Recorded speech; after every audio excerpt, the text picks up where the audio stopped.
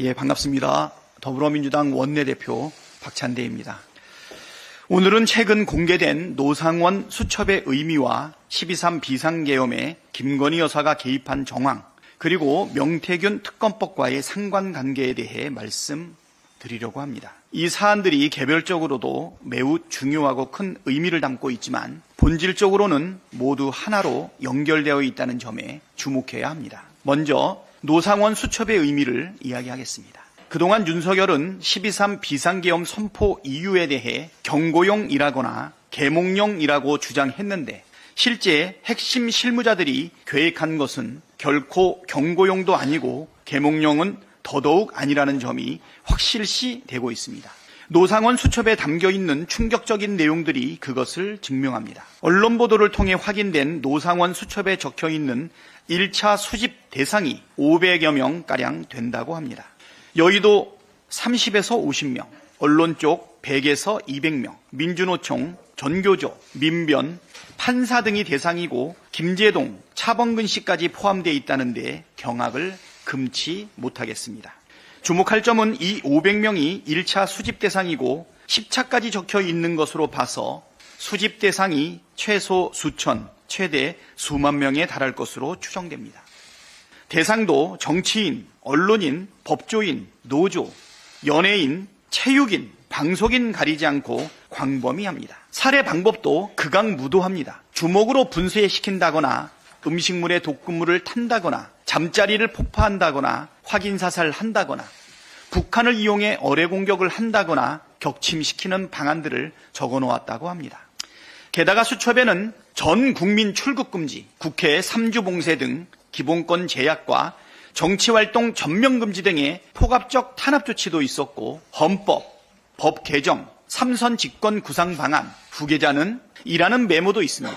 비상계엄 성공 시 헌법과 법을 개정해 3선 집권을 구상했고 후계자도 지명해 영구 집권을 꾀한 것으로 볼 수 있는 대목입니다. 혹자는 이 수첩 내용을 망상에 빠진 개인의 허황된 메모로 의미를 축소하는 시각도 있던데 실제 일부는 비상계엄 당시 실행되었다는 점에서 결코 허황된 계획이 아니다라고 봐야 합니다. 정치인 체포조를 구성해 체포작전이 시행되었다는 점은 이미 확인되지 않았습니까? 정치인 체포조 구성뿐 아니라 야구방망이, 작두 등 이것을 준비해 고문을 자행하려고 한 사실도 드러났고 구금시설을 점검하고 확보한 사실도 밝혀졌습니다. 김용현 전 장관은 노상원의 지시가 곧 내 지시라고 했을 정도로 노상원을 신임했고 의지했다는 사실도 노상원 수첩 내용이 실제 실행됐을 가능성을 높여줍니다. 만약 비상계엄을 국회와 시민들이 막아내지 못했다면 매우 끔찍한 일들이 벌어졌을 것이고 대한민국은 무자비한 독재 권력이 장악, 지배하는 후진국이 되었을 것이 자명합니다. 비상계엄이 성공했더라면 저나 박성준 수석, 김용민 수석 등 이 자리에 앉아있지 못했을 것입니다. 아마 백령도 인근 해상에서 폭사되었거나 휴전선 인근 수집소에 구금되어 있다가 독살되었을지도 모릅니다. 한동훈 전 국민의힘 대표도 마찬가지였겠고 여기 취재 중인 언론사 기자분들 중에도 몇몇은 행방이 묘연해졌을 수도 있겠다 싶습니다. 전쟁 중에도 일어나지 말아야 할 일들이 평온한 평시에 버젓이 날마다 일어나는 상황, 감히 상상도 못했던 그런 나라가 되었을 거라 생각하니 지금도 모골이 송연합니다.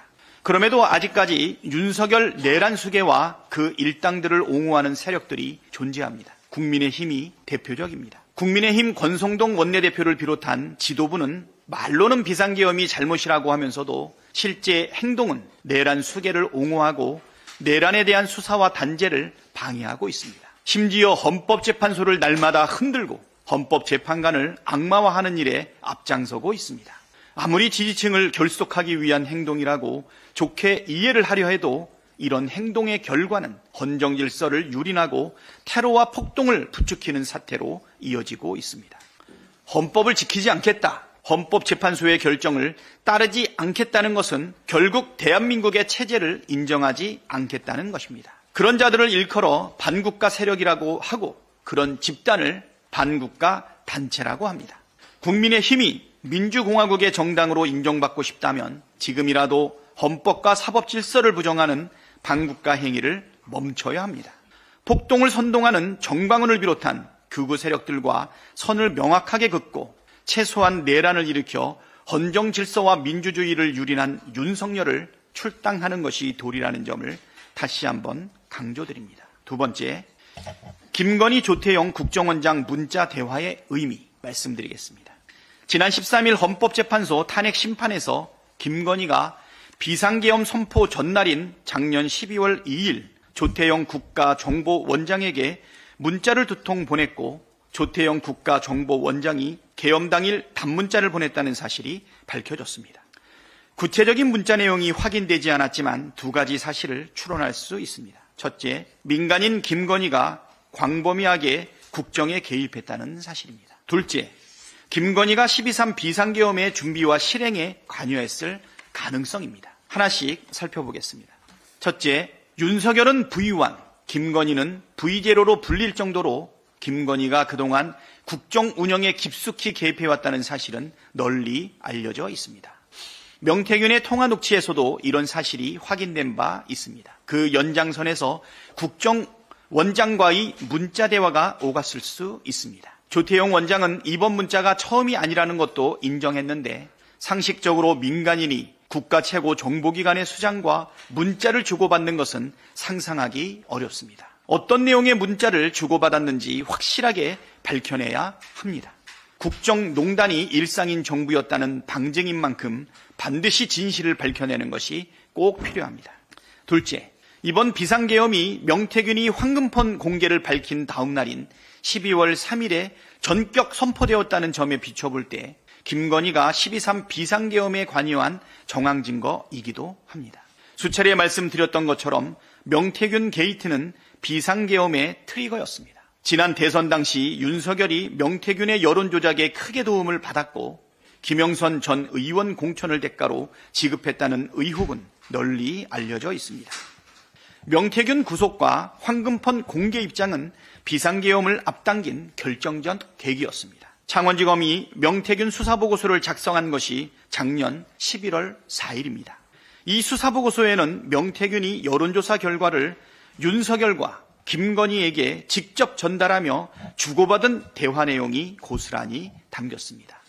김건희가 명태균에게 네, 충성이라고 답한 것도 나와 있습니다. 3일 뒤인 12월 7일 윤석열은 기자회견에서 명태균 여론조사와 자신은 관련이 없다고 거짓말을 했습니다. 그런데 11월 15일 명태균이 구속되자 11월 24일 윤석열은 김용현에게 명태균 의혹을 언급하며 이게 나라냐? 비상대책이 필요하다고 했습니다. 이 말을 들은 김용현은 그날부터 비상계엄 선포문, 포고령 초안 등을 준비했습니다. 12월 2일 명태균이 황금폰을 공개할 수 있다는 뜻을 변호인을 통해 밝히자 다음 날인 12월 3일 윤석열은 비상계엄을 전격적으로 선포했습니다. 즉 윤석열은 명태균의 황금폰이 세상에 공개될 경우 자신과 김건희가 치명상을 입을 것을 알고 있었고 그것을 막기 위해 비상계엄을 선포했다는 것입니다. 황금폰에 들어있는 온갖 녹취와 증거를 막고 자신과 김건희의 처벌을 막으려면 한동훈을 비롯한 반대파를 싸그리 숙청하고 영구집권을 하는 방법밖에 없다고 판단했을 것입니다. 그렇다면 이 정권의 최고 실세이고 황금폰 공개로 가장 큰 피해를 볼 이해 당사자인 김건희가 나서지 않았을 리 없습니다. 그래서 조태영 국가정보원장과 무슨 내용의 문자를 주고받았는지, 별도 통화는 없었는지, 있었다면 무슨 대화를 나눴는지 등을 수사를 통해 자세히 밝혀내야 합니다. 마지막으로 명태균 특검은 비상계엄 동기라는 것을 밝히는 것이 핵심입니다. 명태균 게이트 수사는 12.3 비상계엄의 동기를 밝히는 핵심입니다. 그런데 창원지검은 11월 4일 명태균 수사보고서 작성 이후 갑작스레 태도를 돌변해 수사를 해태 혹은 회피하고 있습니다. 수사보고서에 명태균과 김건희, 윤석열 부부가 공천 관련해 통화한 사실이 확인됐지만 수사는 없었습니다. 공천 개입과 국정농단의 몸통인 김건희에 대한 소환 조사나 압수수색도 전혀 없었습니다. 심지어 수사검사가 핵심 증거인 황금폰 폐기를 권유했다는 명태균 측의 폭로도 있었습니다. 게다가 2월 3일 명태균 수사를 담당했던 창원지검 평검사 4명 중 3명이 타 검찰청으로 전출됐고, 파견된 평검사 4명이 중 2명이 원 소속청으로 복귀했습니다. 이 정도면 검찰이 수사 의지가 전혀 없다는 게 명료하지 않습니까? 창원지검이 여론에 떠밀려 조만간 중간 수사 결과 발표를 하겠다고 했지만 명태균 게이트의 핵심은 다루지 않고 주변 격까지만 다룰 가능성이 농후합니다. 그래서 명태균 특검을 반드시 해야 합니다. 무장한 군대까지 투입해서 국회를 무력화하고 정치인을 체포해 영구집권을 획책했는데 도대체 명태균의 황금폰 안에 무슨 내용이 있는지, 누가 부정과 부패에 연루되었는지 밝혀내야 하는 것 아닙니까? 국민의힘 권성동 원내대표가 명태균 특검을 강하게 반대하고 있습니다. 명태균 게이트 때문에 천인공노할 비상계엄이 선포됐다면 그 진실을 무작정 덮어버리자는 것은 이해할 수도 없고 용납할 수도 없는 일입니다. 명태균을 일컬어 사기꾼이라고 비난하던 국민의힘 입장에서도 철저한 수사로 자신들의 결백을 증명하는 것이 더 이익입니다. 명태균 특검은 정쟁이 아니라 나라를 정상화하는 일입니다. 이념의 문제나 진영의 문제가 아니라 헌정 질서와 민주주의를 수호할 것인가 말 것인가의 문제입니다. 부정과 부패의 근원을 도려내고 헌정 질서와 민주주의를 파괴한 자들을 단죄하는 것을 정쟁이라고 주장한다면 그들이야말로 부정과 부패 연루자이며 헌정 질서와 민주주의를 파괴하는 주범이라는 자백입니다. 더불어민주당은 명태균 특검을 반드시 관철하도록 최선을 다할 것입니다. 그것이 나라를 살리는 길이라고 믿습니다. 국민의 눈앞의 사소한 이익에 집착하느라 국민과 나라의 이익을 중대하게 침해하지 말고 명태균 특검에 적극 찬성하기를 촉구합니다. 건강한 보수가 사라지는 것은 국가 전체로도 불행한 일입니다. 국민의 지지를 받는 건강한 보수로 거듭나는 마지막 기회를 버리지 않길 바랍니다.